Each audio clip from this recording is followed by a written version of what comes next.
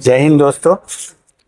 हमारे साथ उत्तराखंड उच्च शिक्षा उन्नयन समिति के उपाध्यक्ष और डीएवी कॉलेज के सर आप प्राचार्य भी रहे हैं, बहुत ही नामी हस्ती है, परिचय के मोहताज भी है, प्रोफेसर देवेंद्र भसीन साहब हैं। और साथ में हमारे प्राचार्य एसडीएम पीजी कॉलेज जोईवाला के प्रोफेसर डीपी भट्ट। आज सर बच्चों के युवा सांसद की तैयारी है, इस तरह का प्रोग्राम बच्चों को लर्निंग के लिए, सोशलाइजेशन के लिए कितना महत्वपूर्ण है, थोड़ा आप बच्चों के लिए भी बताएं। आपको क्या लगता है आपके अनुभव से?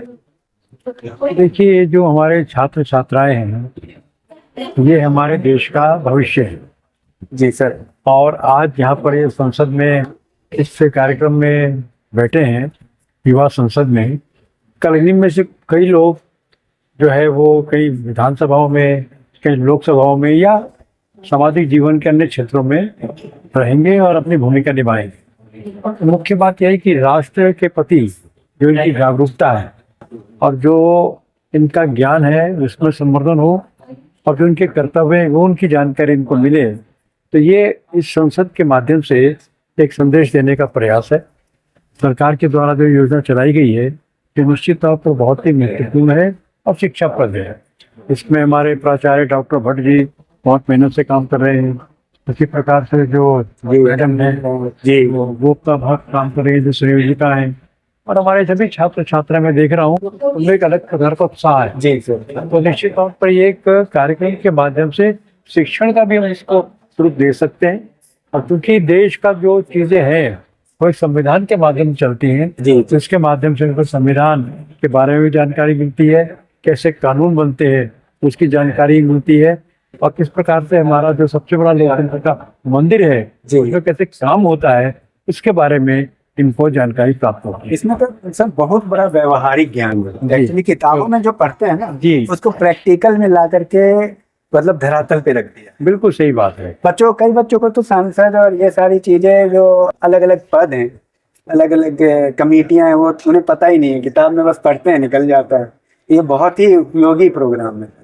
देखिए, जो किताबी ज्ञान होता है वो अपने आप में महत्वपूर्ण है, लेकिन उससे कहीं अधिक महत्वपूर्ण व्यवहारिक ज्ञान है। जी सर। इसीलिए हम देखते हैं कि विज्ञान के मामले में भी अगर हम देखें कि अगर विज्ञान की जो पुस्तकें हैं उन तक ही ज्ञान सीमित रखेंगे तो उसका तब तक फायदा नहीं है जब तक कि बच्चा प्रयोगशालाओं में जाकर के उसका प्रयोग ना करे, उसको कार्यान्वित ना करे। जी। इसी प्रकार से जो हमारे ह्यूमैनिटीज के कोर्सेज हैं उनके अंदर भी जो नई प्रणाली विकसित हो रही है उसमें भी एक प्रकार से एक व्यवहारिक चीजों को दिखाया जा रहा है।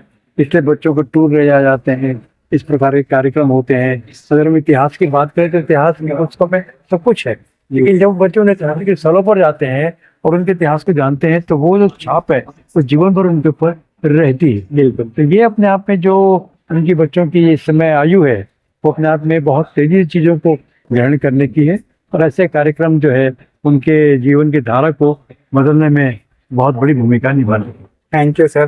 प्रोफेसर भट्ट, आप भी 2-3 लाइन, इससे बच्चों में कितनी जागरूकता और ज्ञान का अनुभव हो रहा है?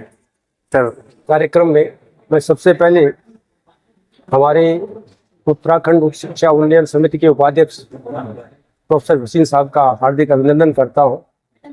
आपका एक बहुत लंबा अनुभव है शिक्षा जगत का, इतने मूर्धन्य विद्वान हमारे बीच है, तो उनका ऑरा ही इतना बड़ा है कि वो बस उनकी उपस्थिति से ही बच्चे काफी कुछ सीख लेंगे। जी।